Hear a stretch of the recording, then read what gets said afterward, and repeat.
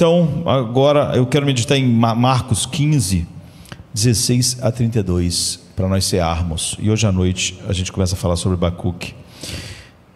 A Bíblia diz assim: os soldados levaram Jesus para dentro do palácio, isto é, o pretório, e reuniram toda a tropa e vestiram ele com um manto púrpura, trançaram uma coroa de espinhos e a colocaram nele, e começaram a saudá-lo. Salve o rei dos judeus! Repetidamente batiam nele na cabeça com um bastão e cuspiam nele. Ajoelhando-se, prestavam-lhe homenagens. Depois de zombarem dele, tiraram-lhe o manto púrpura e vestiram suas próprias roupas. Então o levaram para crucificá-lo. Um certo homem de Cirene, chamado Simão, pai de Alexandre e Rufo, passava por ali, vindo do campo, e o obrigaram a carregar a cruz. Levaram Jesus ao lugar chamado Gólgota, que significa lugar da caveira. Lá lhe ofereceram vinho misturado com mirra, mas ele não tomou, e então o crucificaram. Dividindo suas roupas, lançaram sortes para ver o que cada um teria, né, da parte da sua roupa. Era a terceira hora quando o crucificaram. O aviso escrito contra ele, a acusação, dizia: o rei dos judeus. Crucificaram com ele 2 ladrões, um à direita e outro à sua esquerda. Os que passavam lançavam insultos contra ele, balançavam a cabeça e falavam: então, você queria destruir o templo e reconstruí-lo em 3 dias, desça da cruz e salve a si mesmo. Da mesma forma, os chefes dos sacerdotes e os mestres da lei zombavam dele entre si. Salvou os outros, diziam, mas não pode salvar a si mesmo. Que este Cristo, o Rei de Israel, desça agora da cruz, para que vejamos e creiamos. Os que foram crucificados com ele também o insultavam e debochavam dele.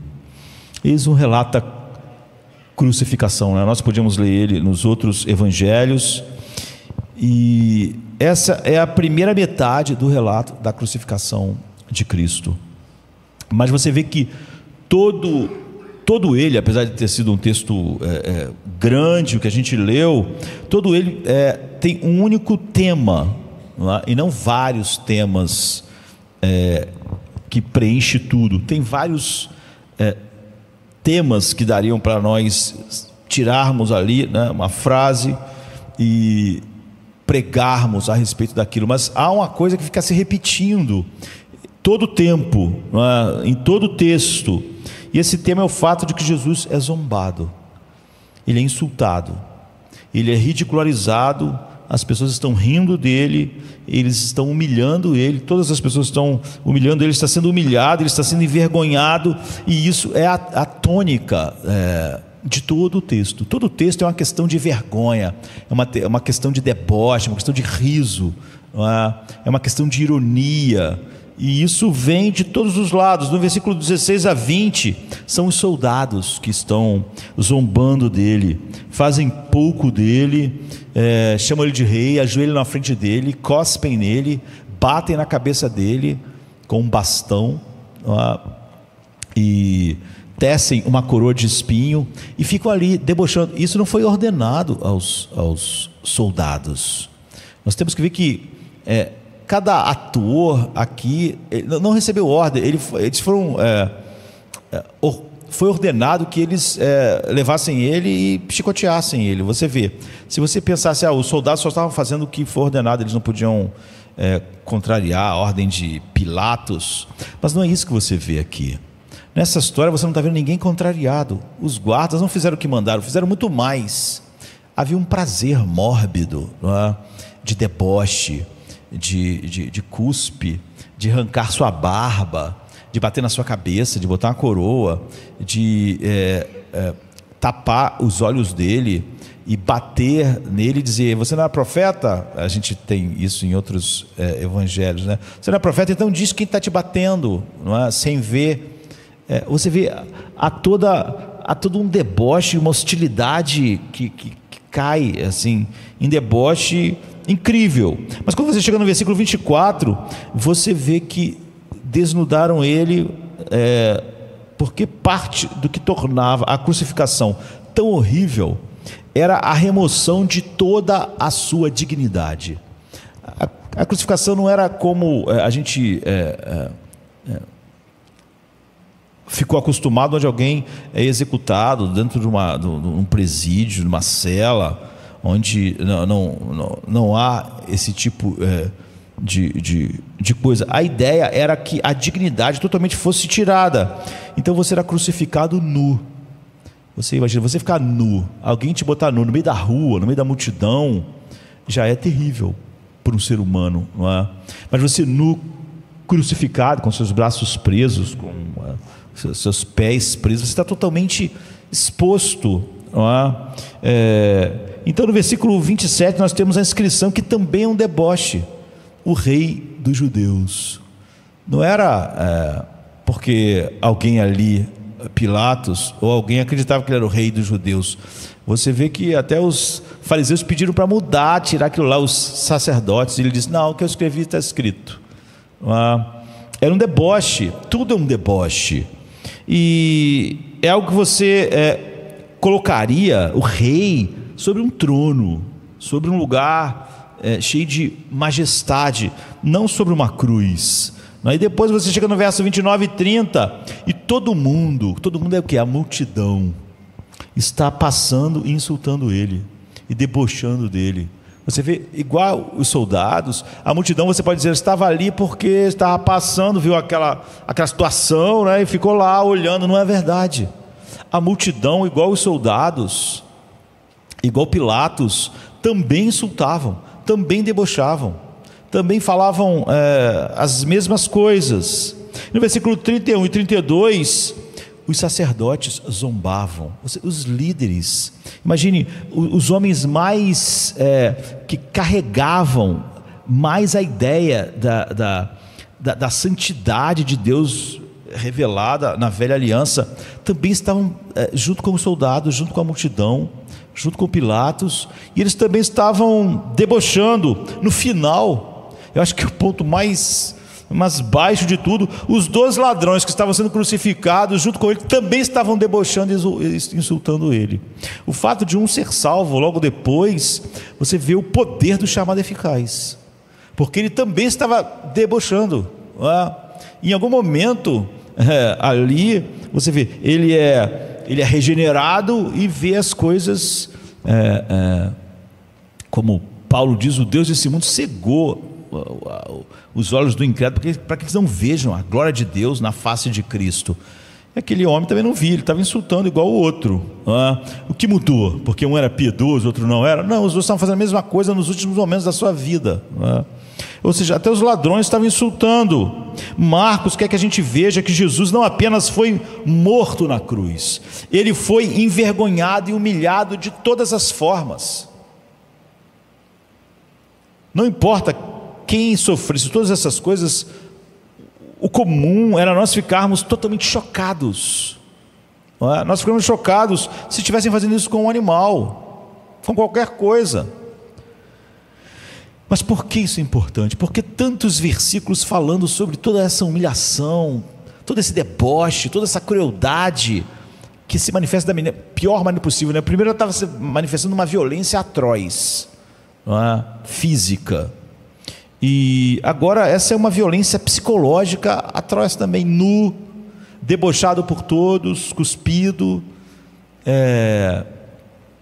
As pessoas usaram toda a sua criatividade, eu ia dizer maligna, mas não é verdade, não é? Crueldade humana, porque quando a gente faz isso, esse homem é um monstro, essa pessoa ali é um monstro. Primeiro que monstro não existe. Ficar pensando que existe realmente uma coisa chamada monstro, que aquele ser humano está se parecendo com um monstro, mas só quem faz monstruosidade é ser humano. Então, se você tivesse que chamar alguém de monstro, você tinha que chamar o ser humano de monstro. Então o ser humano não podia agir como um monstro, porque ele é o único monstro que a gente conhece. Todos os outros monstros são só no mundo da imaginação, não tem monstro no mundo. Só os seres humanos agem com monstruosidade. Aqui está todo mundo agindo com monstruosidade.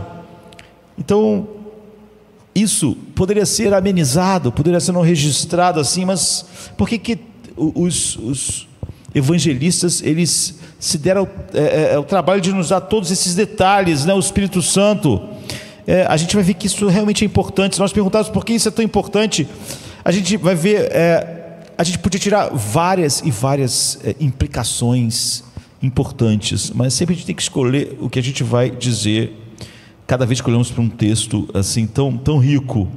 E a gente vai olhar três coisas. Primeiro, essas zombarias dizem algo a respeito do coração de todos os homens em Adão. Se a gente olhar para a zombaria, a gente vai aprender algo sobre nós mesmos, algo sobre nossos próprios corações. Em segundo lugar, se a gente olhar a zombaria, a gente vai ver que ela revela não só o coração da humanidade, do homem. A zombaria revela o coração de Jesus também para nós. Talvez seja um dos poucos lugares onde você vai ver o que o coração do homem é e o que o coração de Cristo é. O único homem verdadeiro, não é? E o protótipo, né, de todos aqueles que o Pai elegeu e chamou para sermos conforme a imagem do seu Filho. E por último, a gente realmente deixa essa verdade não aplicar ao mundo, a quem está do nosso lado, mas a nós mesmos, isso muda os nossos corações. Então, apesar de haver muitas coisas aqui, a gente pode, antes de cear, ver essas três coisas. Isso desnuda o coração da humanidade. Isso desnuda também e mostra o coração de Jesus, e isso é a única coisa que pode mudar os nossos corações. Então a gente aprende em primeiro lugar sobre os nossos corações, e em segundo lugar essas zombarias mostram o coração de Jesus. Em terceiro lugar, essas zombarias podem realmente mudar nossos corações para que a gente se torne mais como Cristo. Isso seja uma das coisas que a igreja mais precisa, não é? Como lidamos com o vitupério de Cristo. O vitupério de Cristo envolve todas essas coisas aqui. Mas primeiro ela mostra os nossos corações. Nossos quem? De todos os seres humanos. Como? De duas maneiras elas revelam. Primeiro, revelam nossa absoluta hostilidade às reivindicações de Cristo. Essa é uma coisa facilmente demonstrável no mundo e na igreja visível. E não tem outra categoria para a gente colocar isso, né? A gente naturalmente odeia as reivindicações que Cristo faz. Odeia as reivindicações que Deus faz para si mesmo. Mesmo a igreja, toda grande parte da igreja tem uma teologia para diminuir Deus, para aumentar o homem, para dizer que o homem é grande, que o homem é importante, que o homem define as coisas, não Deus. Então, por que eles estão zombando de Cristo aqui? Por que toda essa zombaria? Por que os soldados zombaram, Pilatos zombou, os sacerdotes zombaram, a multidão zombou, as pessoas passando zombaram, e até os ladrões zombaram. Zombaram por causa do sermão da montanha? Acharam aquilo digno de zombaria? Alguns deles ouviu o sermão da montanha e pensou: ame o seu próximo, ame o seu inimigo e tal, e pensou: vamos zombar dele, escarnecer dele, porque isso é um absurdo? É óbvio que não. Nem hoje no mundo as pessoas vão zombar de Cristo por causa disso, não é? Eles estão fazendo pouco caso por ele ser um sábio mestre? Não, eles estão zombando dele pelas reivindicações grandiosas de que ele era rei, salvador, soberano, o substituto do templo, o substituto de todas as coisas que a velha aliança falou, que ele na verdade era quem julgaria o mundo e que tudo a teu respeito depende dele. E que nada realmente depende de você. E que ele é o centro da história, e que por ele todas as coisas foram criadas para ele, por causa dele. São essas reivindicações que perturbam as pessoas no mundo e perturbam um homem natural dentro da igreja também. Cada reivindicação de Deus como Deus perturba os homens. Deus nunca é criticado por dar coisas aos homens, ou por perdoar os homens. Mesmo homens céticos vão dizer, como Voltaire, Deus perdoa, esse é o trabalho dele. Eles estão zombando dele por causa das suas reivindicações. É aí que está todo o problema do ser humano com Deus. Quem ele pensa que é? Foi o que a gente meditou semana passada, onde as pessoas que seguiam, aqueles que criam nele, perguntaram a ele: quem você pensa que é? Quem Deus pensa que é quando diz que é soberano? Que não depende de quem quer, nem de quem corre, mas de Deus usar da sua misericórdia. Não aceito. Quem ele pensa que é? Que soberania é essa? Que grandeza é essa? Como assim ele define o fim desde o princípio? E eu não vou definir, eu não é que eu defino. A hostilidade sempre é essa, não é? Você pode ver que diz assim: você disse que ia substituir o templo, você vai substituir o templo, você é o caminho para chegarmos a Deus. Quem não crê em você já está condenado. Quem não crê em você permanece debaixo da maldição. Que maldição? Se Jesus carregou a nossa maldição, quer dizer que nós éramos o quê? Malditos. Hoje há uma sensibilidade mesmo dentro da igreja, que essas coisas são muito ofensivas, são muito, sabe, pessoas que se dizem cristãs, têm dificuldade com o fato de que ela era um maldito, e só maldito só deixa de ser maldito. Você não pode bem dizer você mesmo. Se alguém maior tirar a maldição e te bem dizer, ou seja, te abençoar, mas as pessoas não gostam. As pessoas gostam de falar essas coisas meio etéreas assim: ele carregou as nossas maldições. Por quê? Porque nós malditos por tudo que éramos. Então essas são reivindicações incríveis, e é isso que eles odeiam. O mundo continua odiando, sempre odiou, e é isso que grande parte das dificuldades com as doutrinas bíblicas é essa mesma hostilidade. Quem Deus pensa que é? Não é? Como assim? Ele é soberano sobre tudo, a vontade dele vai ser feita, operando ele, quem impedirá? Como assim ele não deve nada a ninguém? Portanto, não depende de quem quer, nem de quem corre, mas dele usar da sua misericórdia. Quem Deus pensa que é? Então eu quero que você considere por um momento que a magnitude dessas reivindicações traz à tona o que os nossos corações são de verdade. O coração da humanidade, ele é hostil a Deus. Na verdade, o pecado, o primeiro pecado da humanidade, não é? O outro também, mas da humanidade, é exatamente a mesma coisa. Quem Deus pensa que é? Que diz o que a gente pode, o que a gente não pode? A não ser que eu entenda claramente, para eu mesmo tomar essa decisão se eu vou ou não fazer, eu faço, eu quero fazer. Nós não suportamos o tamanho dessas reivindicações de Deus. Tem pessoas que dizem assim: todos nós somos malditos, todos nós merecemos o inferno. Aí o pai e a mãe daquela pessoa morreu sem se converter, aí ela já acha que está errado. Você não disse que todo mundo era maldito? Que todo mundo merece o inferno? Como é que Deus era obrigado a fazer alguma coisa? É contraditório. Há uma hostilidade nas reivindicações que Deus faz de si mesmo, porque Ele é, e nas reivindicações que Jesus fez como Deus no nosso mundo. Então aquela hostilidade, quando você vê aquela hostilidade da multidão, entenda, é a mesma hostilidade que está no coração da humanidade agora. E se não é soberanamente a obra do Espírito, é o que está na igreja. E então tem tantas pessoas na igreja que manifestam essa mesma hostilidade. Eu aceito qualquer doutrina que vai de benefício ao homem e que não coloque o homem numa imagem ruim, porque quem Deus pensa que é essa hostilidade. Nós não suportamos o tamanho das reivindicações. Você vê, algumas pessoas dizem assim: Deus restringiu sua soberania. Onde está escrito isso? Não está escrito em lugar nenhum. Pelo contrário, Deus fala o tempo todo: farei a minha vontade.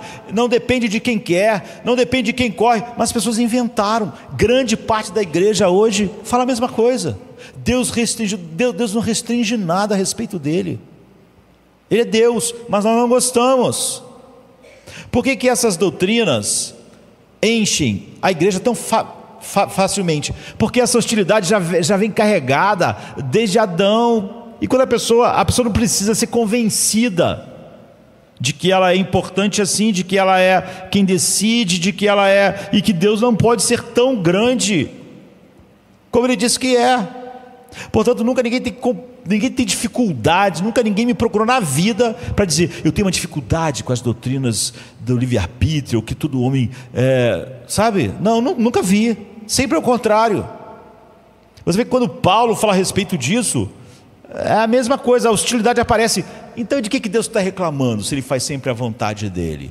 A resposta de Paulo para um homem hostil assim, ele viu que não é o argumento de um coração regenerado que quer entender uma doutrina. É um argumento hostil. Ele diz, quem és tu, homem, que a Deus replicas? Não tem ele o direito de fazer o que quiser, da mesma massa, um vaso para a honra e outro para a desonra? É esses direitos que geram hostilidade no coração do homem, no mundo e na igreja. E isso não é só, porque a gente pode ser incoerente e dizer, não, ainda bem que eu aceitei que Deus tem esse direito, mas como eu disse, quando alguém que nós amamos não é chamado por Deus e morre incrédulo, a gente não entende porque que Deus não salvou aquela pessoa como se ela merecesse. Só que a gente passou o tempo todo falando, nós cremos nas doutrinas da graça, ninguém merece. Se Deus condena todo mundo envolve aquela pessoa, envolve nossos avós, nossos bisavós, nossos tataravós, todo mundo teria um problema com isso. Por quê? Nós não podemos olhar para a nossa linhagem e todo mundo foi chamado por Deus. Às vezes nossos pais foram, mas nossos avós nem conheciam, nossos bisavós eram totalmente incrédulos. Mas você vê que a hostilidade surge, porque mesmo quando diz crer, é um crer muito sensível a se tornar hostil, quando alguma coisa mostra uma grandeza de Deus de uma maneira que tocou aquilo que eu achava ser a minha grandeza, ou meus direitos, não suportamos o tamanho das reivindicações. Se Ele não tivesse dito todas essas coisas, se Jesus ficasse só curando as pessoas, falando coisas que o ser humano precisa ser cuidado, tem que mudar a sociedade, tem que fazer uma revolução lá em Roma para que os pobres, ninguém ia falar nada.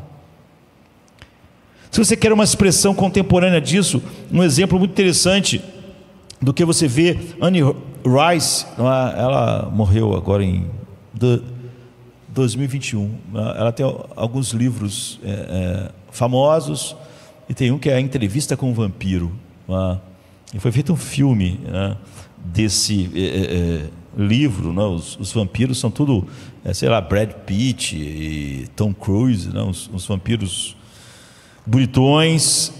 O filme é de 94, mas o livro é de 76. E depois ela se converteu, ou seja, ela era totalmente secular, não acreditava em nada sobre Deus e nada, mas ela se converteu ao cristianismo, deixou de ser assim porque ela pedirá para fazer um livro sobre o cristianismo, um romance. E é assim que ela se tornou cristã, porque um bom romancista, se você vai escrever como ela escreveu a Entrevista com o Vampiro, em algumas épocas diferentes, o cara faz uma pesquisa da história, da cultura, de como as pessoas se vestiam e tal. E quando ela foi chamada para escrever um romance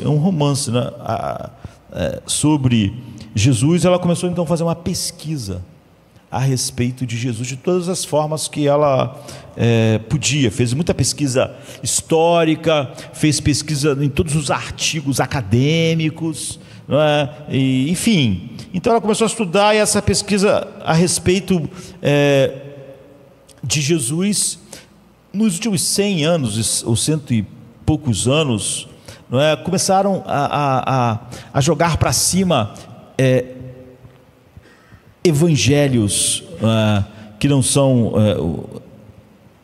evangelhos mesmo, mas foram escritos séculos e séculos depois, com todo tipo de distorção, misticismo e E isso foi crescendo, não é?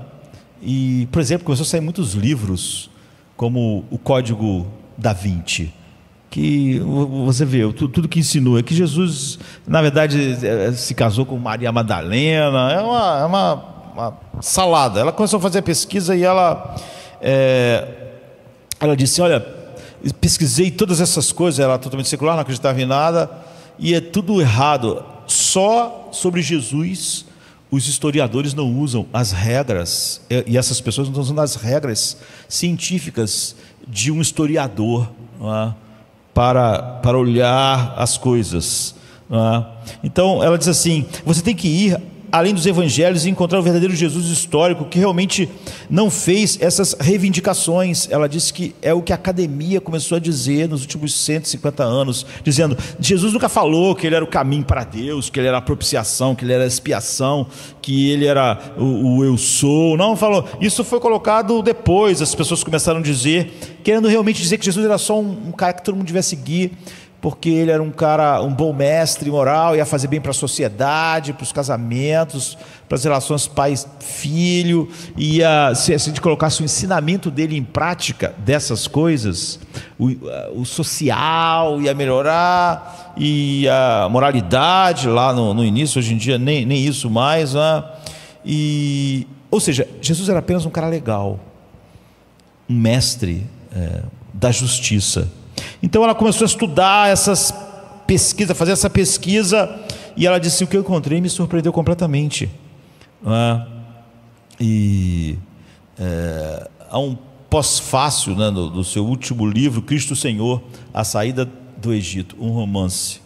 E ela diz assim: os argumentos céticos que insistiam que os evangelhos eram suspeitos, escritos muito tarde para serem testemunhas oculares, todos esses argumentos careciam de coerência e estavam cheios de conjecturas. Alguns dos livros que li não eram mais do que suposições acumuladas sobre suposições. Conclusões absurdas foram alcançadas com base em pouco ou nenhum dado histórico, científico. E ela continua: todo caso para o Jesus não divino, ou seja, o Jesus sem aquelas reivindicações que a gente vê, o que traz a hostilidade, todo caso para o Jesus não divino que tropeçou em Jerusalém e de alguma forma foi crucificado e não teve nada a ver com a fundação do cristianismo, segundo eles, né? Que veio depois, todo esse quadro que flutuava nos círculos liberais que eu frequentei por 30 anos, esse caso nunca existiu. Não só o caso nunca existiu, mas eu encontrei algo ainda mais surpreendente. Descobri que esses estudiosos, que esses supostos especialistas, historiadores da academia, tanto deles dedicaram suas vidas à pesquisa do Novo Testamento, eles não gostavam de Jesus. E ela continua dizendo: alguns sentiam pena dele como um fracasso indefeso, outros zombavam dele, alguns mostravam desprezo absoluto na academia, entre os intelectuais. Agora, eu nunca tinha me deparado com isso em qualquer pesquisa que eu fiz para qualquer livro, nunca tinha me deparado com isso em qualquer outro campo de pesquisa que eu já estudei. Por exemplo, as pessoas que estudam o período elisabetano não estão tentando provar que a rainha Elizabeth era uma idiota, que tudo é uma lenda, que nada é verdade. Não, aquelas pessoas que estudam a rainha Elizabeth, o período dela, eles respeitam, eles têm um cuidado. As pessoas em estudos elisabetanos não fazem comentários sarcásticos sobre ela, ou passam suas carreiras inteiras tentando destruir a reputação histórica da rainha Elizabeth. Os especialistas em rainha Elizabeth não querem o tempo todo provar que ela era uma idiota, que o que acreditam a respeito dela é tudo uma farsa. Então ela conclui: ocasionalmente estudiosos estudam um vilão na história, sim, mas mesmo quando eles estudam um vilão, eles tentam argumentar a importância do lugar daquele vilão na história, como ele foi importante na história. As pessoas que são especialistas em Nero, em Hitler. Os estudiosos não passam suas vidas na companhia de figuras históricas que eles desprezam abertamente, simplesmente. Mas esses estudiosos do Novo Testamento detestam e desprezam Jesus. Então, o que a surpreendeu foi por que havia toda essa área de pesquisa? E a única área de pesquisa da academia, na história, na qual tantos dos estudiosos zombavam de quem estava sendo estudado, era de Jesus, desprezando Jesus, ridicularizando Jesus, pegando coisas claramente, historicamente, por todos os critérios históricos, totalmente fora, né? E usavam. Por que eles fariam isso? A resposta está no seu texto, né? As reivindicações que Jesus fez são odiadas pela academia. A vida da Rainha Elizabeth não ameaça as pessoas igual a vida dele. Nós odiamos. Então nós vamos fazer tudo o que é possível para minar e tentar nos livrar de tudo de Jesus que nós odiamos. É por isso que doutrinas que não visam somente a glória de Cristo, a soberania de Deus, são aceitas facilmente. E essas outras doutrinas são um problema na igreja e não no mundo, por causa dessa hostilidade. Como eu disse, o Código da Vinci, alguns evangelhos gnósticos começaram a ser usados, e você, quando lê, parece que Dan Brown realmente está contando coisas verdadeiras, misturando com ficção, mas não é verdade, é tudo ficção mesmo. Porque está usando evangelhos gnósticos, mas ele não diz, não é? Nós não suportamos as reivindicações que Jesus fez sobre ele mesmo. E por quê? Porque elas nos forçam a uma decisão do tipo tudo ou nada. Talvez até a igreja visível tente fugir. A gente falou disso num outro sermão há poucas semanas. Jesus nos força a tomar uma decisão tudo ou nada. Se ele é quem é, ele não pode ser o ajudador do seu casamento, por exemplo. Não pode ser o ajudador para você ter uma carreira acadêmica. Não pode ser o seu ajudador do trabalho. Se ele é quem ele é, ele não pode ser seu secretário. Ele não pode estar subordinado à sua agenda. Ele não pode estar subordinado aos seus planos. Ele não pode estar subordinado aos seus propósitos. Se ele é o Deus eterno, tudo, inclusive você, e tudo que acompanha a sua vida, é só por causa dele, para a glória dele. E se não for, isso coloca você debaixo de condenação. Então você não pode ter ele como um auxiliador do seu casamento, como muitas vezes ele é na igreja.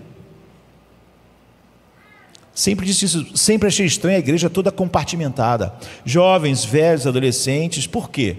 Não é porque essa divisão em si fosse um problema, mas é porque nós queremos ser temáticos. Nós achamos que pessoas casadas querem falar sobre casamento. Enquanto casal é para quê?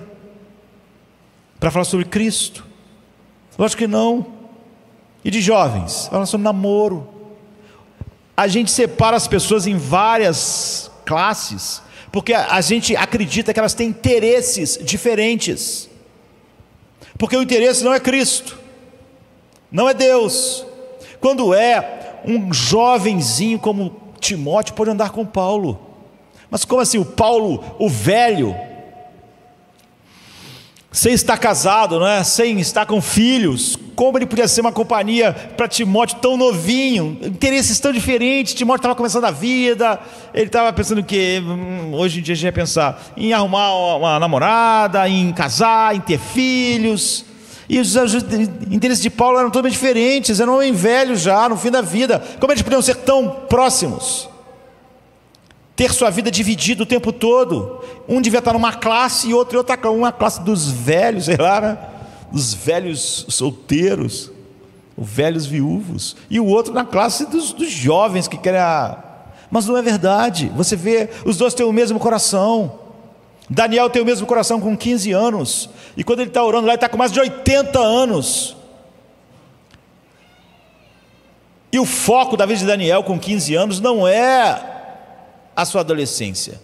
E o foco da vida de Daniel com 80 e poucos anos não é a velhice, ou a morte, ou os problemas da velhice, as dores do corpo, os problemas, as crises existenciais. Não é isso. O interesse de Daniel com 85 anos é Deus. Como Deus pode ser honrado por alguém com 85 anos? Era a mesma coisa quando ele tinha 15. Então, as reivindicações de Cristo nós não gostamos, porque elas nos forçam a uma decisão de tudo ou nada. Tudo se ele é quem ele diz que é, ele não é o secretário, não é o conselheiro de namoro da juventude, nem de casamento, nem de carreira. Ele não é nosso secretário, ele não é nosso auxiliar nos nossos planos, na nossa carreira. Nós sim pensamos na nossa carreira, na nossa adolescência, juventude, a idade adulta, velhice, em como ele vai ser glorificado em todas essas coisas. Mas você vê que o interesse em si não é um interesse nosso, em nós mesmos, e como ele pode nos ajudar. Ela nos força a tomar uma decisão de tudo ou nada. Se ele diz, eu sou um professor e estou apontando um caminho para Deus, você poderia dizer o quê? Bem, talvez eu vá seguir parte do que você está falando aí como esse caminho, mas agora não é muito conveniente, essa aqui, isso aqui, isso aqui. Mas se ele diz, eu sou o caminho, então é tudo ou nada. Você está nele, como ele diz, ou você não tem comunhão com Deus, você não está chegando a ele. Quando ele diz, eu sou o filho de Deus, eu sou o seu filho único, eu sou o salvador do mundo, eu sou o rei, eu sou o Senhor, então você é capaz de pensar como Paulo, Paulo, o escravo de Cristo. Jesus não é o auxiliar dele. Você terá que dizer, não tem minha vida por importante, contanto que Deus cumpra o propósito dele na minha vida, que é glorificar o seu Filho. Você vai ver outro lugar dizendo, quer pela minha vida, quer pela minha morte. Tenho plena certeza de que Cristo há de ser glorificado, e que em nada eu serei envergonhado, ou seja, nem numa situação nem na outra, eu deixarei de cumprir o chamado de glorificar a Cristo, quer pela minha vida, quer pela minha morte. Você não pode simplesmente gostar de Cristo. Se Ele é quem Ele diz que é, você tem que amá-lo, e Ele tem que ser sua alegria indizível e cheia de glória. Você tem que adorá-lo completamente, ou então despreza e cuspa nele. Ele está dizendo, não existe outro lugar, não existe um lugar do meio. Se eu fosse um bom mestre, uns podiam gostar e outros não gostar, ou você podia gostar, mas eu não precisava ser sua vida, eu não precisava ser seu tudo em tudo, não é? Nós gostamos de manter nossas opções em aberto. Nós gostamos de ouvir um sermão e pensar no que aquilo vai ser usado por mim ou não, na hora que eu quiser, como eu quiser. Nós lemos um texto bíblico e achamos às vezes que aquilo pode ser colocado em prática na minha vida daqui a um mês. Flannery O'Connor, uma escritora americana, e ela escreveu um conto chamado Um Homem Bom é Difícil de Encontrar. Além de escreveu 12 livros e muitos contos.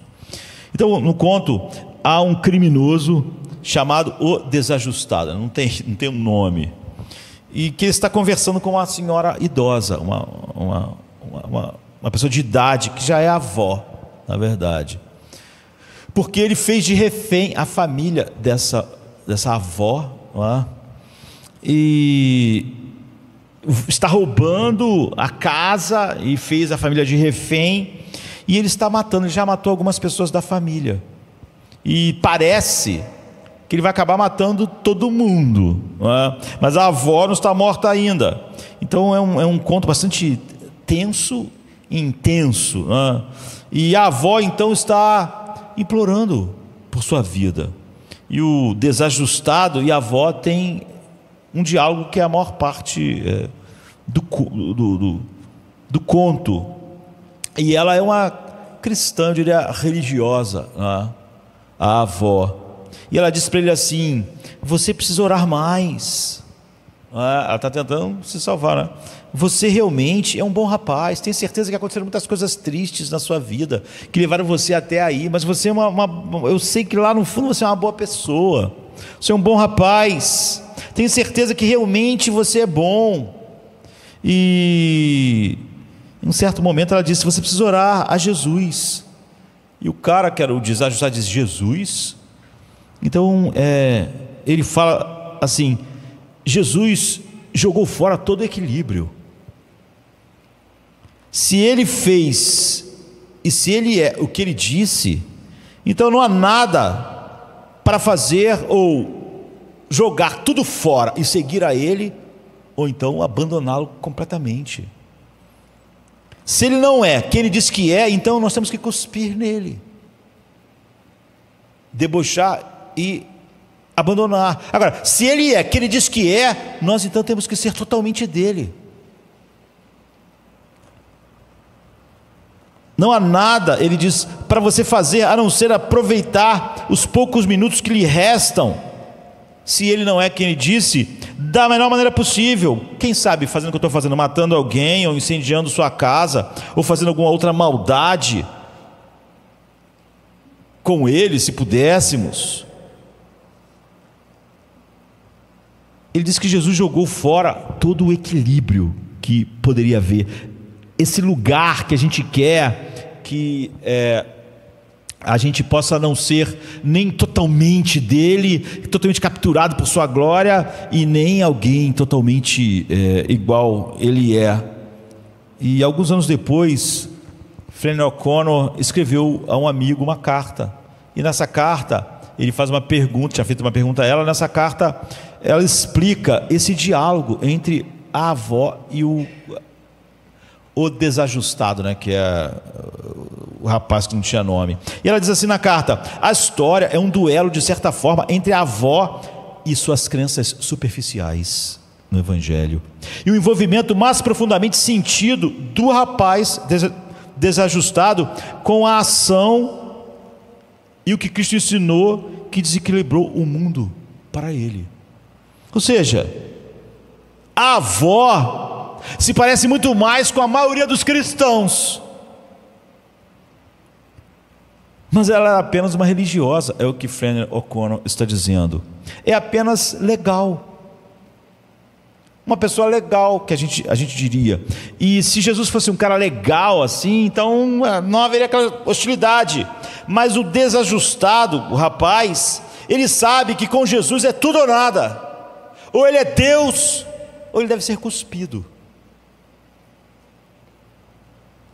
Porque ele jogou fora todo o equilíbrio que você poderia ter para dizer que é uma pessoa boa, que gosta daquela coisa do ensino moral de Jesus, e ao mesmo tempo vive para você mesmo. Você não pode ficar em cima do muro, ela diz. Jesus jogou tudo fora do equilíbrio, e é isso que nós não suportamos. Nós preferimos ficar a vida inteira como aquela avó. Não queremos ter que desprezá-lo. Não queremos dizer, olha, Jesus, as pessoas não querem dizer Deus não é nada, mas também não querem dizer Deus é soberano sobre tudo. Elas querem um lugar no meio disso, mas ele jogou fora o equilíbrio. Ou ele é o Deus que diz, terei misericórdia que eu quiser ter misericórdia, ou então você deve desprezar, porque então ele, para você, não devia existir. Mas a maior parte, o mundo todo, e a maior parte da igreja visível está exatamente nesse lugar. Como essa avó, legal, entre aspas, dizendo para o rapaz: não, você é bom, lá no fundo você é bom, você precisa orar mais. Ela não conseguia ver como ele disse que Jesus desequilibrou tudo, e você não podia ter esse lugar aí do meio, onde ela estava. Ou você era igual a ele, não existe nada, e nem ninguém pode dizer se o que eu estou fazendo é certo ou errado, ou então a gente tem que cair aos pés dele e viver para ele. Mas nós queremos o meio, não é? A gente quer meio que ouvir Deus, ouvir Cristo e formar a nossa opinião, e ao formar a nossa opinião dizer: ó, isso aqui eu gosto, isso aqui eu não gosto, isso aqui eu vou botar na minha vida, isso aqui eu não vou, isso aqui eu vou botar só daqui a um tempo, isso aqui eu não posso fazer agora, não posso, porque eu estou envolvido em determinada coisa, eu estou envolvido na minha carreira, estou envolvido nisso aqui, e eu simplesmente não posso. Ou então nós queremos ele como aquele secretário, não é? Que ele é tão secretário que tem que ter um Jesus para cada fase da vida. Para mim solteiro, para mim casado, para mim novo, para mim velho. Porque ele só existe, esse Jesus amigável, não é? Esse Jesus que não existe. Mas não, Jesus jogou tudo fora do equilíbrio, e nós, quando percebemos isso, odiamos isso. Normalmente quando as pessoas dizem assim, o problema é o fundamentalismo, é um sermão muito dogmático. É isso, as pessoas gostam do meio, elas querem misturar o humanismo secular e o evangelho. Elas não percebem que esse lugar não existe. Se o humanismo secular está certo, Deus é mentiroso, ou Deus não existe. Até porque os pensadores do humanismo secular não acreditam em Deus mesmo. Você não pode misturar as duas coisas, não existe esse lugar. Se a pessoa realmente acredita no humanismo secular, abrace ele todo, não abrace parte. Como o rapaz disse, viva o pouco de vida que você tem, 1 década, 2 décadas, 1 ano, sei lá, às vezes menos. Viva o máximo, faça o que quiser. Ainda que as pessoas, como aqui o desajustado, digam que ele está sendo mal, ele diz, isso não importa, quem está dizendo isso? Viva como quiser.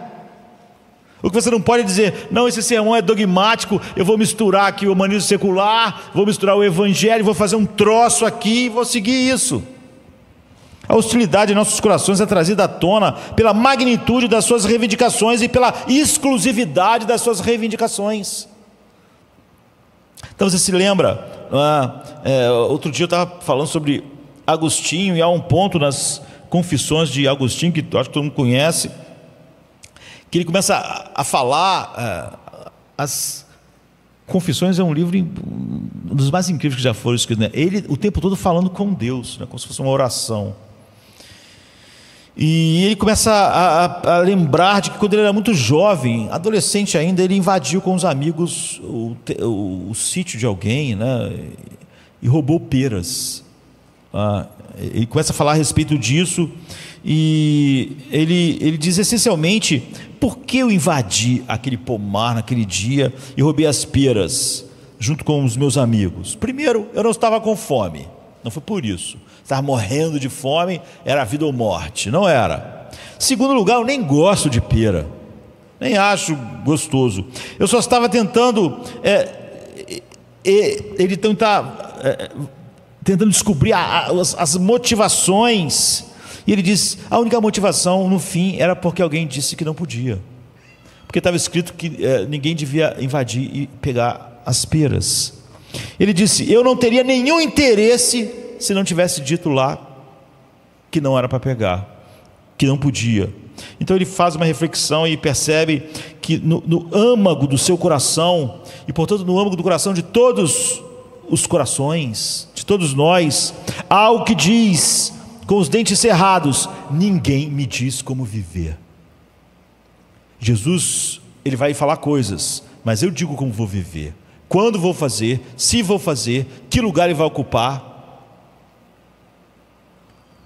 Há algo em nossos corações que diz: eu sou o mestre do meu destino, eu sou o capitão da minha alma. Esse é um dos poemas mais famosos, Invictus, né? Escrito por William Ernest Elney, né? E ele escreveu isso em 75, e quase todas as formaturas, você vê às vezes em todos os lugares, em todos os tempos, esse poema é lido, porque o ser humano se sente bem com isso, não é? Por isso que o ser humano se sente bem em fazer declarações positivas sobre si, se firmar, não é? A gente chama isso de construir uma autoestima. Por exemplo, o poema diz assim: nas garras das circunstâncias não estremeci ou chorei nos momentos decisivos em voz alta. Sob os golpes do acaso minha cabeça sangra, mas eu não curvo a cabeça. Além desse lugar de ira e lágrimas, agiganta-se o horror das sombras, e ainda assim a ameaça dos anos me encontra e vai me encontrar sem medo.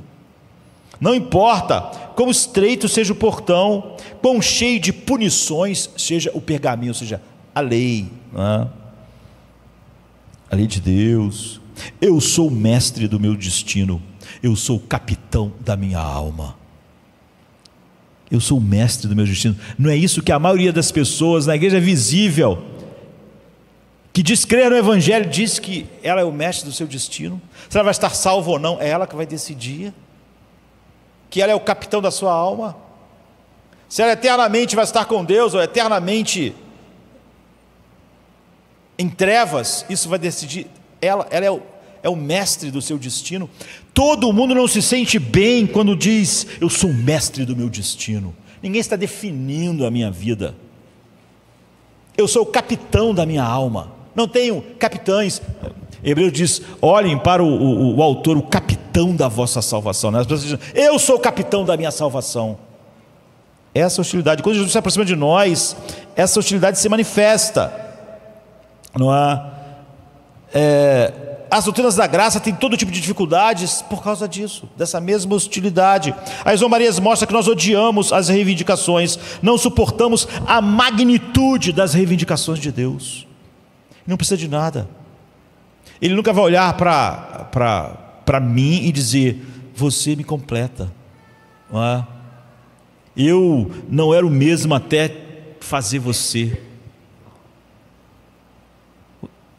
Não suportamos essa magnitude das suas reivindicações, não gostamos da decisão de tudo ou nada que Deus coloca para nós.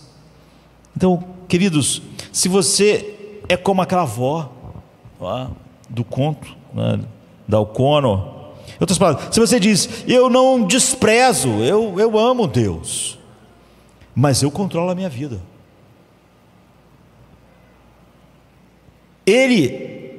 Eu amo Deus, mas Ele não é o centro da minha vida. Eu amo Deus, mas Ele é meu secretário para ajudar no meu casamento. Meu casamento não é para a glória dEle, Ele é para a glória do meu casamento. A minha vida não é para a glória dEle, Ele é para a glória da minha vida. A eternidade não é para a glória dEle, a eternidade foi feita para a minha glória. De tal maneira que eu nem acho que a eternidade será tão grande assim se eu não estiver lá. A Bíblia diz: não há outro lugar. Essa é a hostilidade. Essas são as piores pessoas, as mais enganadas, aquela avó. Ou uma pessoa que diz isso, não tem integridade, porque lê a Bíblia e finge que não vê o que ela diz. Ou realmente ainda não sabe quem Jesus é, o que Ele disse. Então, nós não gostamos, mas é tudo ou nada. Ou Deus é quem Ele é, então tudo de você é sobre Ele, e todo o seu passado, presente e eternidade depende só disso, dele mesmo e dessa relação. Ou você é hostil a isso, e você vai encontrar um caminho do meio, que é o caminho daquela avó. Então as zombarias nos mostram a nossa hostilidade, a magnitude das reivindicações de Deus em Cristo. Em segundo lugar, as zombarias também nos mostram nossa cegueira em relação ao caminho de Deus.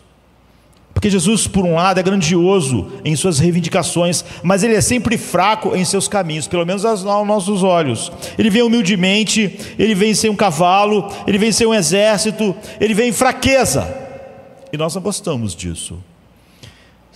Então, o segundo fio que percorre essas zombarias é que eles estão dizendo: você não poderia ser um rei, porque um rei seria grande, seria rico, seria poderoso. Você não é. Isso está no coração de todos nós. Como a gente determina se uma coisa é abençoada ou não? Depende da grandeza que a gente vê. É óbvio que o padrão que a gente usa para a igreja hoje, qual é a igreja que é abençoada, qual não é? Excluiria Jesus. Ele não preenche os padrões de sucesso de uma igreja de sucesso. Você é fraco demais. Se você fosse rei, você não estaria numa cruz, não nasceria onde você nasceu, não seria dessa família. Se Deus realmente estivesse com você, você seria forte. Se Deus estivesse com você, essa tragédia não entraria na sua vida, porque Deus te protegeria. Ele não permitiria o que nós estamos fazendo com você. O fato de nós podermos fazer essas coisas com você é evidente de que Deus não está com você, está conosco. Você não pode ser o salvador, porque você não consegue salvar nem a você mesmo. Você é fraco. Você não poderia ser rei, porque Deus não trabalharia com tal fraqueza. e não trabalharia através da vulnerabilidade, não trabalharia através do sofrimento, não trabalharia através da dor. Eles estão falando isso, mas isso é comum no mundo, isso é comum na igreja. Eu não entendo. O que Deus pode estar fazendo através dessa dor? Não consigo entender por que Deus está permitindo essa dor e esse sofrimento. Como Deus trabalharia assim? As zombrarias mostram que nós não suportamos quando algo fraco entra em nossas vidas. Não suportamos. E Jesus era algo fraco. Nós queremos um Deus na nossa vida que venha com força, no sentido que o mundo tem disso. Então, quando o sofrimento entra em nossas vidas, nós queremos ser fortes para jogar o sofrimento fora, para dar uma ordem e todas as coisas se organizarem. E porque não é assim, nós tendemos a ficar duros, frios. Não consigo mais orar. Por que você não consegue orar? Minha vida está cheia de problema. Então é por isso que você não consegue. Você orava porque não tinha problema. Aquela pessoa que eu amava morreu sem ser salvo, agora eu fiquei frio. Por quê? Você orava porque achava que Deus tinha obrigação de salvar quem você achava que devia ser salvo? Não depende nem de quem quer, nem de quem corre, mas depende de você, do que você decide. Então nós tendemos a zombar, entre aspas, não zombamos, não temos coragem às vezes, mas o que falamos também? Também fiquei frio, também não estou interessado, meu coração está frio para ti, não sinto desejo de proximidade, não sinto nada, estou frio. Se alguém não correr atrás de mim para tentar me levar para ti, eu que não vou mesmo. Ainda se faz de vítima. Quando golpe após golpe entra na sua casa, na sua vida, quando a decepção após decepção entra na sua vida, você começa a zombar da ideia do amor de Deus. Porque se você sentisse em todas essas coisas o amor quente de Deus, você não ficaria frio porque está cheio de problemas.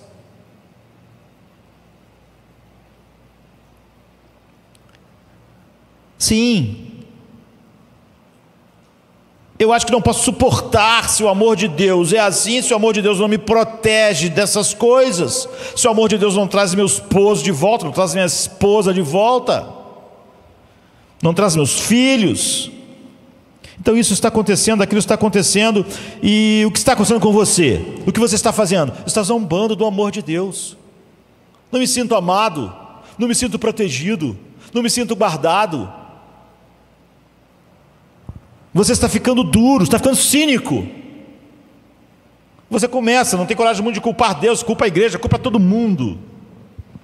Porque você tem um ar de superioridade. Você pode dizer assim, mas como assim superioridade? Superioridade, e ter um ar de superioridade é o que leva à zombaria, não é? Quando a gente age dessa forma, a gente está agindo com superioridade. Você está ficando duro e com raiva, cínico em relação a Deus, porque você está dizendo, tu não estás fazendo as coisas direito, o que tu faz não é sábio, é idiota. Se tu fosse sábio, minha vida não estaria assim. Eu sou mais sábio, e se as minhas ideias estivessem sendo colocadas em práticas, o mundo estaria melhor, minha vida estaria melhor, tudo estaria melhor. Mas tu não é tão sábio como diz que é sábio. Tu não é sábio? Faz alguma coisa. É a mesma coisa que aquelas pessoas estavam dizendo. Ou seja, você ou eu sabemos exatamente como a nossa vida tinha que ser, como a igreja tinha que ser, como o mundo tinha que ser, e Deus não sabe. Isso é superioridade, é dizer, minha mente já julgou a tua e já viu que você não é muito inteligente para ser um rei. Ou seja, você ou eu, nós vemos o fim desde o começo, nós podemos julgar como as coisas são, o que é melhor e o que não. Deus não. Mas sabe, o que as zombarias estão mostrando para nós é exatamente que Deus trabalha assim, não é? Se você insiste absolutamente que Deus não pode estar trabalhando no teu sofrimento, na tua perda, na tua dificuldade, que Ele não pode estar trabalhando em sua vida através da fraqueza, que Ele não poderia estar, que não é sábio, Ele não poderia estar presente com você, ou essas coisas não estariam acontecendo. Se você continuar assim, você vai perder tudo que Deus está fazendo. Sabe qual é a verdadeira ironia em toda essa cena de deboche e ironia aqui? É porque as pessoas dizem, se você fosse rei, você diz que é salvador. Eles estão sendo irônicos. Mas o que é, na verdade, a grande ironia aqui? Não é a ironia deles. Aqui está a ironia. Eles estão dizendo: Deus não poderia estar salvando o mundo através de alguém como você numa cruz, e Deus estava salvando o mundo. Exatamente naquilo que os homens em sua sabedoria disseram: é impossível, se você fosse o Salvador, tu não estaria na cruz, desça da cruz. A ironia é que Deus estava salvando o mundo exatamente naquele momento, naquela cruz. Isso mostra não só a hostilidade, mas a completa ignorância da mente humana em relação à mente de Deus. Deus não poderia estar salvando o mundo através da fraqueza, mas Ele estava. Deus não poderia estar salvando o mundo através de você permanecendo na cruz, mas descendo da cruz. Mas Deus salvava o mundo, Ele permanecendo na cruz. É por isso que Ele diz: meus pensamentos não são os vossos pensamentos, nem meus caminhos são os vossos caminhos. Assim como o céu é mais alto do que a terra, assim são meus pensamentos mais altos do que o de vocês. Como vocês ousam a debochar, dizendo que se a mente de vocês estivesse controlando as coisas seriam diferentes. Eles estavam dizendo: Deus não pode salvar o mundo através da fraqueza, da morte, da cruz. E Deus, a ironia é que Deus está salvando o mundo exatamente daquela forma que eles diziam que não podia, porque aquilo não cabia na categoria dos seus pequenos cérebros. Então eles perderam o que Deus estava fazendo. Se você achar que qualquer coisa que Deus está fazendo e que Ele revela na Bíblia não cabe na categoria do seu cérebrozinho, e que por isso aquilo não pode ser, então você está fazendo exatamente a mesma coisa. Estou preocupado com você, estou preocupado comigo, porque agora você provavelmente está olhando para algumas coisas bem ruins que estão acontecendo na sua vida, ou aconteceram, e está dizendo: o que pode vir bom disso? Até hoje nós continuamos avaliando onde Deus está fazendo algo. Até hoje a ideia é a mesma: Deus não pode estar fazendo algo grande com você pendurado numa cruz. Isso é fraco, é ridículo. Até hoje nós achamos que se a igreja fosse mais poderosa, de forma humana, ela seria mais eficaz. Você está dizendo: se Deus estivesse comigo, isso nunca teria acontecido. Não é verdade? Não cometa esse erro, isso é zombar de Deus. Quando coisas ruins acontecem, nem pense que Deus não poderia estar trabalhando através delas. As zombarias de Jesus Cristo mostram nossa hostilidade à grandeza das reivindicações de Deus, e ao mesmo tempo nossa cegueira para os caminhos de Deus. Isso mostra o que está em nossos corações, e é realmente bastante revelador e bastante assustador. As pessoas dizem: Deus só pode salvar o homem se o homem, ele que tem que ser o catalisador, o capitão da sua alma, o capitão da sua salvação. Deus diz exatamente o contrário. Exatamente o contrário. Ninguém pode vir a mim se o Pai que me enviou não trouxer. Mas as pessoas continuam insistindo. Mas felizmente o sermão não termina aqui, não é? E nós temos alguns minutos para terminá-lo. As zombarias mostram também o coração de Deus, o coração de Cristo, e não apenas o do homem, mas o coração dele. Jesus Cristo, suportando a vergonha e a humilhação, nos mostra do que ele se trata, quem ele é. Na verdade, não foi estúpido eles dizerem o que disseram: se você é o Filho de Deus, se você é Cristo, se você é o Rei de Israel, desça da cruz, porque ele era tudo isso.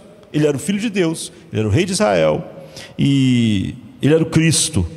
Essas são pessoas que provavelmente viram muitos, a gente podia dizer, se trouxesse elas para os nossos dias, né? Ou viram filmes de ação, porque se você vê os filmes que fazem mais sucesso, não é? Até tem situações caóticas assim, que vai até uma hora que parece que tudo vai dar errado, mas no final os filmes funcionam. Aqui naquele ponto o herói faz uma jogada, na hora mais difícil, que parece que tudo não vai mais funcionar, o herói desceria da cruz. Desceria da cruz, humilharia todo mundo, venceria todo mundo, derrubaria os soldados, fariam tudo, e ele encontra uma brecha na armadura do grande vilão, a única brechinha que existia. Ele encontra uma fraqueza na defesa daquela cidade. Ele vira a mesa, se livra das suas algemas, pula sobre o vilão, destrói os seus antagonistas, e o filme termina incrível. Ok, eles estão olhando para Jesus, eles dizem: nós entendemos, você é o herói da história, desça da cruz, faça alguma coisa, faça uma reviravolta no último momento. Se você realmente é o Salvador, se tem Deus com você, desça da cruz, esse é o momento, estamos esperando, daqui a pouco você vai estar morto. Mas aqui está o problema, eles não percebem o quão grande ele realmente é.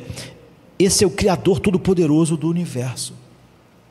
Portanto, eles estão dizendo: se você é o herói, expresse seu heroísmo descendo, expresse sua grandeza descendo da cruz. Mas você e eu sabemos que ele é tão infinitamente grande que ele expressou sua grandeza e quem ele era, não descendo da cruz, ficando.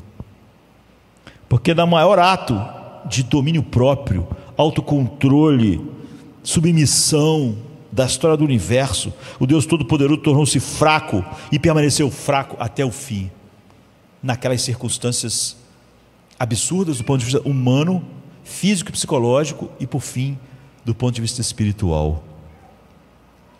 Isso é mansidão, né? Domínio próprio. Outro dia eu falei sobre o fruto do Espírito, são sempre parte do caráter de Cristo formado em nós. Então, mansidão é isso, é poder sob domínio. Ninguém é manso porque numa determinada situação, outro dia eu estava vendo um videozinho na internet, um cara buzinou para o outro no sinal, o cara não gostou lá, o cara saiu do carro com um taco de beisebol, era nos Estados Unidos, foi com um taco de beisebol furioso, e para o carro de trás, que ele achou que tinha feito algo que ele não gostou, e quando o carro de trás abriu a porta, o cara estava com um revólver na mão, na mesma hora ele soltou o bastão, deu uma mansidão, uma crise de mansidão, ele voltou para o carro dele e foi embora. Isso não é mansidão, não é? Mansidão é se fosse uma pessoa fraquinha no outro carro, mas eu não vou fazer nada, não, porque eu não posso. Mansidão é isso. Mansidão final é Cristo na cruz. Domínio próprio, ele estava sendo humilhado, envergonhado, e depois ele vai ser esmagado pela ira infinita. Perto disso, todas aquelas coisas eram até menores. Por quê? Antes de responder a pergunta por quê, precisamos fazer um pouco de contexto. Aquela era uma cultura de vergonha. Era uma cultura de vergonha.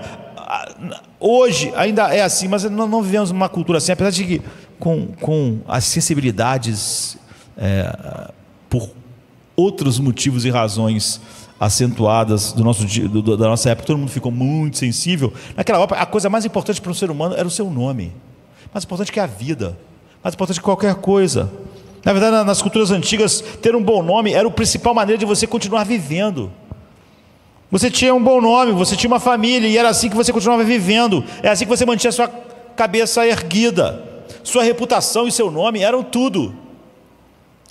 Ter seu nome transformado em motivo de riso e deboche, num provérbio, era essencialmente o inferno.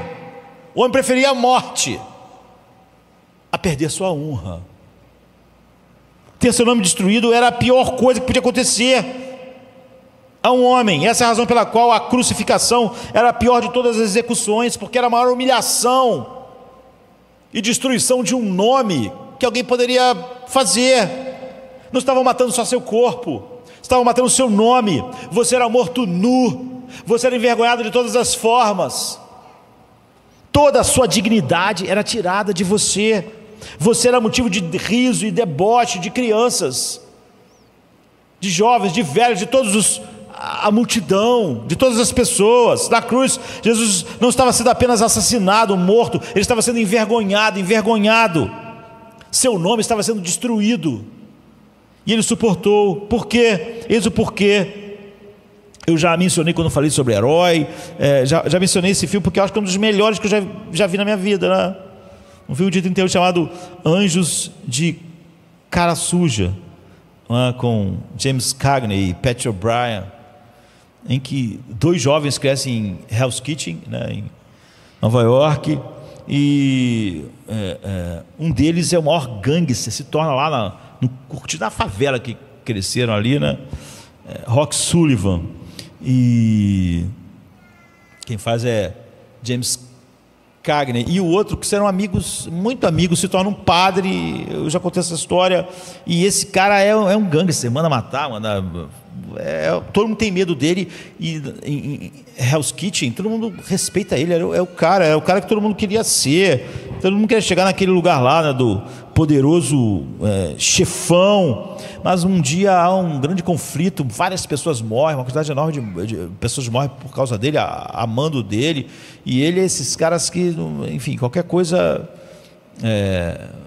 qualquer contrariedade, quem contrariasse ia morrer. E ele acaba sendo preso e ele é condenado à morte. E o grande amigo dele, o que se tornou padre, no mesmo lugar, Jerry, vai visitar ele e ele diz assim: puxa, que bom você veio me ver. A gente sempre foi grande amigo, apesar de você acabar tendo ido por um caminho totalmente diferente, ser padre, eu ser um gangster. E o padre Jerry diz: olha, suponha que eu lhe peça amanhã, eu peço para você fazer algo importante. Ele diz: mas eu vou morrer amanhã, como eu posso fazer algo importante? Se eu puder, eu faço. Então, suponha que eu peça a você que no último minuto, quando os guardas te levarem para a cadeira elétrica, você comece a gritar de medo. Você se mostra um grande covarde. Na hora da cena, isso é um filme de 38, então não é igual hoje, tão gráfico, né? Você só vê a sombra disso, assim, como se estivesse no lugar, mas tu vê a sombra só das pessoas levando ele para cadeira elétrica e tal. Você vê a sombra em vez de ver, né? E ele diz: eu covarde? Não, eu não tenho medo de nada. Eu vou cuspir na cara de todo mundo. Eles vão me matar, mas vão perceber quem eu sou até o fim. E ele diz: não, eu quero que você, todos os adolescentes e jovens de Hell's Kitchen te idolatram. E eles querem ser igual a você. E eu tento cuidar deles, mas em vez de eles quererem uma vida, eles querem ser você. E se você morrer como um herói, a vida deles vai ser destruída. E eu quero que você seja um herói de outra forma. Eu quero que você decepcione eles, que você mostre que a sua vida foi um erro, que você é um covarde, que você é frouxo. Não é? E ele diz: eu não posso fazer isso. Você está me pedindo que eu jogue meu nome na lama agora, no final. Não vou fazer isso. E ele diz: ou você se salva, ou salva eles. Você não pode salvar os dois. Se você quiser morrer assim, como um grande herói para eles, então eles estão perdidos. Nada que eu fizer vai ajudar eles. Mas se você se morrer na maior vergonha, eles vão sentir que a sua vida é uma mentira. Eles vão para outro lugar. Você fará isso por eles, Rock? Ele diz: não vou fazer de jeito nenhum. Eu sai daqui, tal, vem me perturbar no último dia da minha vida. E no outro dia o padre está lá, porque sempre tem um padre, né, um pastor presente lá nesses momentos, para o cara falar lá as últimas coisas, se quiser orar. E o padre está lá e ele olha para o amigo assim e é levado. Mas ele é levado fazendo o que ele sempre fez, grunhindo, cuspindo, falando umas coisas assim. Parece que ele realmente vai fazer o contrário. Mas quando começa essa cena que só mostra a imagem na parede, ele começa a gritar: não quero morrer, eu estou com medo. Ele começa a fazer todas as coisas que o amigo pediu. E então ele morre, não como o poema Invictus: eu sou o mestre do meu destino, o capitão da minha alma. Ele morre como o mais completo fracasso. E sempre que você vê filmes assim, né, você vê cada um de nós naquela história. Nós a história não é exatamente sobre a gente, não é? A gente merecia algo que não é dado a nós se somos chamados por Deus, não é? Nós naquela história somos os garotos, não é? Somos esses meninos cujas vidas inteiras estão prestes a descer pelo ralo. Ou Jesus salva ele, ou salva nós. Ou salva o seu nome, ou nós somos salvos. As duas coisas não podem acontecer. Se ele se apega à sua glória, que ele tem por direito, se ele não enfrenta a vergonha, o vitupério, a maldição, então nós temos a vergonha e a maldição eterna. O Salmo 12 fala sobre o que nós merecemos. O Salmo 12 é um salmo muito interessante. Ele fala sobre o fato de que a raça humana pensa que sabe como governar o mundo. Ele joga fora as amarras de Deus.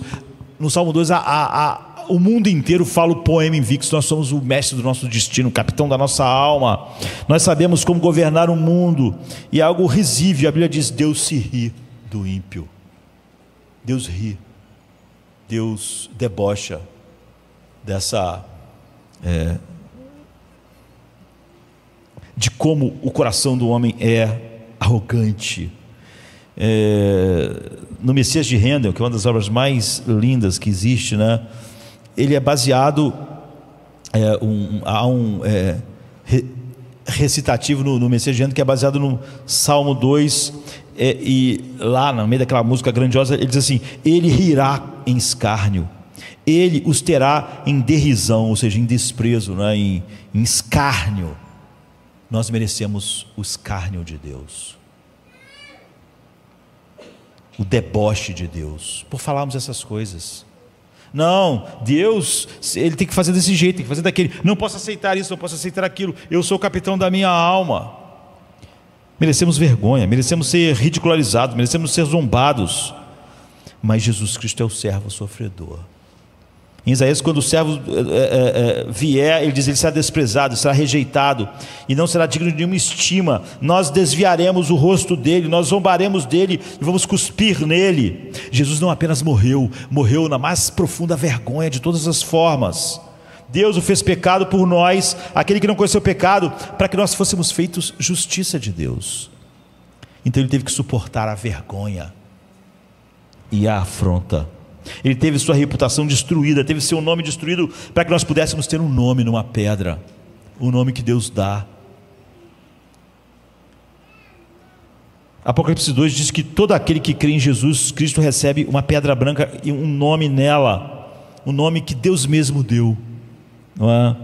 Tudo isso significa que não importa mais o que alguém diz a respeito de nós, não importa como as outras pessoas se refiram a nós. Em Cristo nós temos Deus, temos um nome, temos o seu amor, você tem o seu elogio, você é meu filho amado. Cristo suportou a vergonha, e é por isso que o livro de Hebreus diz: saímos após a Ele. Ele recebeu a vergonha final. Nós, o que nós recebemos do mundo, que será totalmente significante. Por que as pessoas mudam? Por que as pessoas misturam o humanismo secular com o evangelho? Porque as pessoas querem ser respeitadas pela nossa cultura. A coisa que o homem mais teme é ser ridicularizado. Por que na faculdade os jovens têm dificuldade? Porque as pessoas têm dificuldade no seu trabalho, em todo lugar, porque elas têm medo da vergonha. O autor de Hebreus diz: saímos, pois, a ele levando o seu vitupério. Qualquer coisa que nos alcance não é nada. Ele recebeu a vergonha final, ele recebeu o riso do mundo, e aquele deboche, o riso de Deus sobre nós, também caiu sobre ele. Se você não entende que ele não apenas morreu por você, mas ele foi envergonhado por você infinitamente, você não entende tudo o que ele lhe dá e tudo o que significa ser cristão. E essa zombaria pode mudar nosso coração. Dissemos que não apenas nós vemos os nossos corações, o coração de Deus, mas nós podemos ser mudados. Quando nós voltamos, às vezes nós não sabemos lidar com o sofrimento. Quando o sofrimento entra em nossas vidas, tendemos aqui a nos endurecer, a ficarmos cínicos. Eu estou frio espiritualmente, porque Deus não está fazendo as coisas certas. Isso é ser o quê? Superioridade, é arrogância, é um deboche. Mas Paulo, em 2 Coríntios 12, diz: e para que não me exaltasse, pelas excelências das revelações, foi-me dado um espinho na carne. Ele tinha algum tipo de problema que não sabemos, mas ele chamou de espinho. Era uma fraqueza, ele diz, um sofrimento. Ele disse: e para que não me exaltasse pelas excelências das revelações, foi-me dado um espinho na carne para me atormentar. 3 vezes roguei ao Senhor que tirasse de mim, mas ele disse: minha graça te basta, porque o meu poder se aperfeiçoa na fraqueza. Portanto, tenho prazer nas fraquezas, porque quando estou fraco, então sou forte. O espinho, como Paulo Como Paulo impediu que esse espinho endurecesse ele ficasse cínico. Estou frio espiritualmente porque tem um espinho. Deus não tira o espinho. Deus diz que não vai tirar o espinho. Não tem mais ânimo, não tem mais força, não tem mais nada. Não acho que isso seja a melhor coisa que Deus poderia fazer. Como o espinho não endureceu Paulo, fez o oposto, porque quando os sofrimentos vieram a ele pôde ser paciente, corajoso e até mesmo alegre. Como?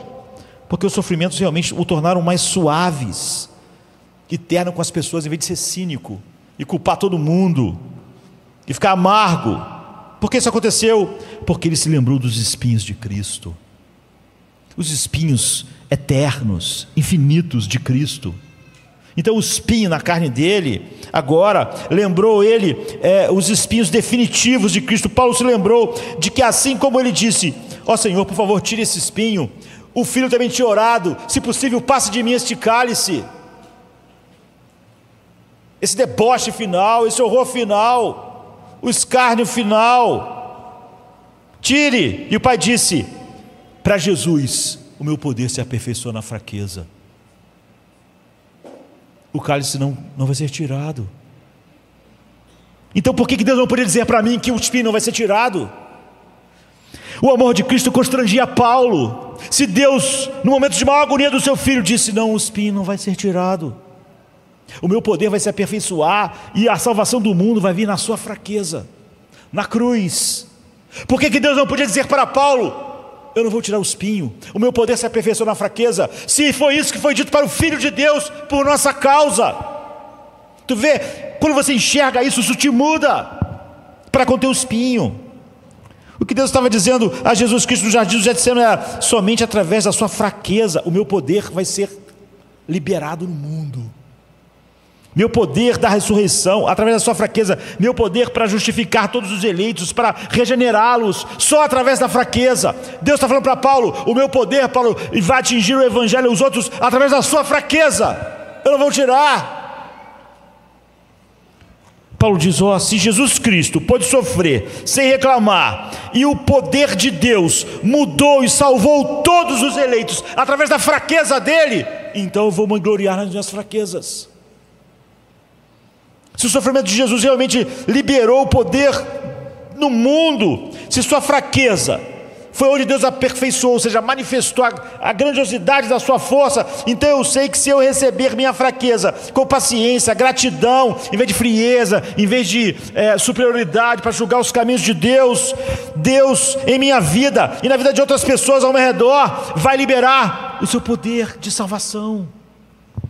Paulo lembrou-se então da fraqueza que Jesus Cristo passou. Isso muda o seu coração, de modo que agora, quando o espinho vier a ele sabia: o espinho de Jesus era muito maior, a coroa de espinho dele era infinita. E o pai disse: não vou tirar o espinho, porque o meu poder vai ser liberado na tua fraqueza. Então, como você lida com o sofrimento, e como você lida com qualquer coisa que te iniba, porque você vai sofrer o quê? Um escárnio, as pessoas não vão, se você não misturar o evangelho e o humanismo secular, as pessoas não vão gostar, vão debochar de você, vão achar que você, sei lá, é um fundamentalista, ou é um dogmático. A questão cristã, o cristão diz: eu entendo o evangelho, não é? Nós somos salvos pela graça. Um não cristão diz: bem, se há um Deus, você chega a Deus sendo uma boa pessoa e você merece coisas dele. Quando um não cristão ouve um cristão dizendo que tem um relacionamento com Deus, o que ele entende é que nós estamos dizendo que nós somos melhores, que nós somos melhores e merecemos um relacionamento com Deus. Mas o que a gente precisa deixar claro, e o mundo não entende isso, quando a gente diz: eu tenho relacionamento com Deus, você não tem relacionamento com Deus, o que ele está entendendo é o seguinte: eu sou melhor e você é pior. Mas como também os cristãos gostam de dizer que eles são salvos por causa deles mesmos, por causa do que eles fazem, eles estão dizendo mesmo. Mas na verdade, o que a gente tem que entender é que parte da reação do mundo é que eles acham que nós estamos dizendo: nós somos melhores, Deus me aceita, não aceita você, Deus está comigo, não está com você. Quando na verdade nós estamos dizendo o oposto: nós somos salvos pela graça, nós somos piores do que você, não somos melhores. Não é por isso que Deus tem comunhão conosco. Tudo bem se o mundo não nos entende, tudo bem se nós temos que carregar um vitupério, um deboche, porque isso não é nada, como Paulo diz, isso é um pequeno espinho, o espinho final ele carregou. Ele experimentou o Espírito infinito. Nós temos um nome que Deus nos deu. O nosso nome pode ser envergonhado na terra. Não é o nosso verdadeiro nome. Deixe as zombarias de Jesus Cristo transformarem você em alguém que pode lidar com suas fraquezas, com seus sofrimentos, com suas perdas. Como Paulo, sabendo que se Deus realmente mostrou seu poder infinito através da fraqueza de Jesus pendurado nu numa cruz, Ele pode muito bem mostrar o seu poder através das fraquezas da minha vida, das minhas doenças, dos meus fracassos, de pessoas que me abandonam, de qualquer coisa. Deixe isso transformá-lo diariamente. E é isso que você está dizendo que crê quando tomar da Santa Ceia agora. Vou pedir que os irmãos distribuam os elementos da Santa Ceia e que a gente tome com essa verdade em nossos corações, transformadora, capacitadora de viver uma vida neste mundo mal, agora para a glória de Deus, submetido ao bom coração do Pai, que por nos amar vai nos guiar por caminhos que nossas mentes não têm como sondar. Nós temos como confiar, como Jesus fez. Faça a tua vontade, como Paulo fez. Vou me gloriar nas minhas fraquezas. Vamos cantar enquanto os irmãos vão estar distribuindo os elementos da ceia. Sexta-feira chega trazendo a noite seu manto. Jesus em súplicas, enquanto Pedro sucumbe ao encanto do sono. Judas, com seu beijo, selou o destino.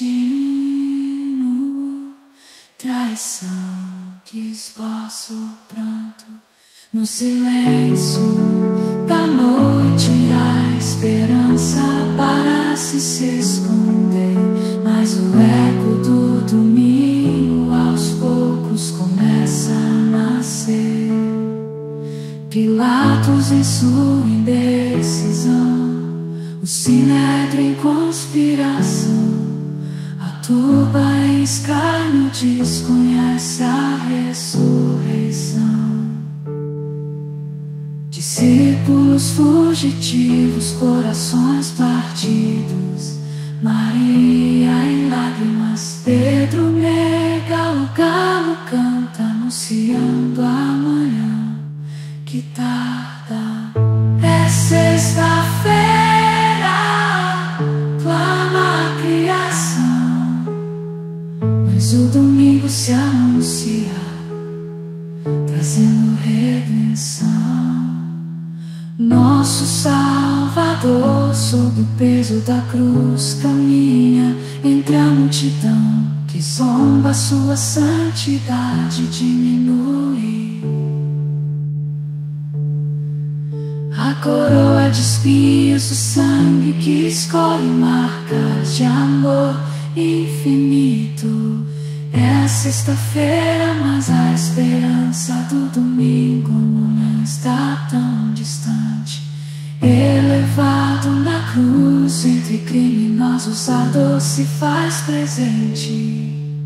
O véu se rasga, a terra treme, o céu escurece, um silêncio envolvente.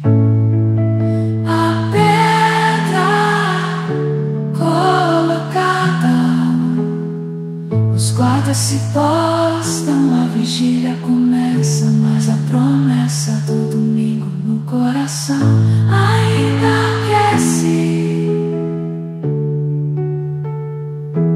É sexta-feira, mas não é o fim. Domingo vem aí com vitória sem fim.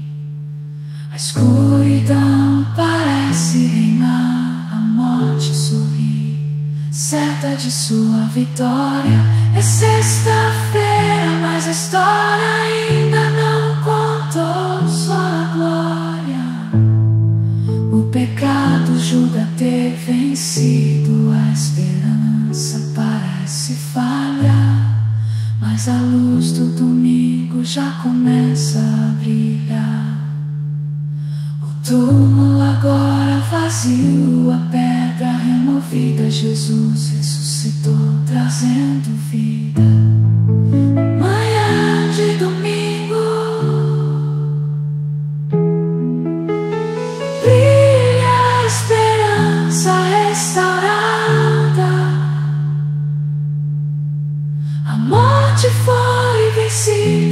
ressurreição proclamada. É sexta-feira, mas a alegria vem com o amanhecer. Domingo já chegou, ensinando-nos a renascer. Nosso Salvador, sob o peso da cruz, caminha entre a multidão que zomba, sua santidade diminui.